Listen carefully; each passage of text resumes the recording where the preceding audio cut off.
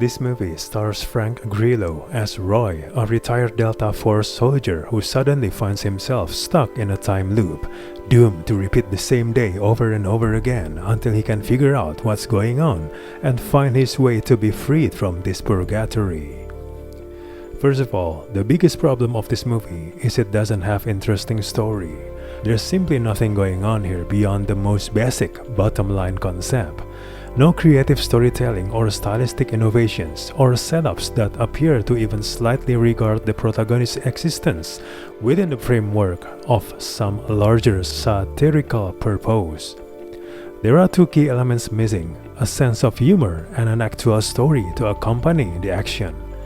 That's not to say the movie isn't trying to be funny, but it amounts to a grueling and miserable ordeal with a plot that barely even warrants mentioning because of the extent to which it amounts to a giant MacGuffin. In other words, this movie is not funny or provocative at all. It's simply the droning spectacle of this unlikable man being killed and then killed again, all the while unpacking tiny clues to a mystery with contours that are so forgettable you barely remember them as you're watching it unfold. Joe Carnahan's work usually offers the blending of tough guy characters with meaningful depth and empathy combined with a dynamic visual style. Unfortunately, it is stagnant and diluted here. Frank Grillo, who plays the lead, is sadly sleepwalking through the film.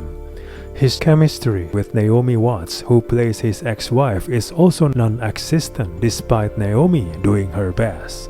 Another problem is with Grillo's character. He enters the time loop as an already expertly trained ex-Special Forces officer, so there's not much satisfaction in seeing him go from skilled to even more skilled. Unlike in Tom Cruise movie Edge of Tomorrow, where we're seeing Tom Cruise thrust into combat with no experience, watching him slowly improve, a progression we are denied here, unmooring us from the chaos that unfolds. The movie never offers a convincing enough argument for the time loop gimmick to be leaned on yet again, a mishmash of better movies blended into something a little bland. In terms of the action, despite its energetic pace, a strange flatness hampering the film. It's curiously unstylish, despite every indicator trying to convince you otherwise.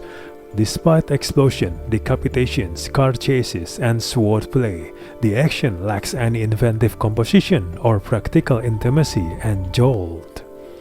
Overall, we do not recommend this movie at all.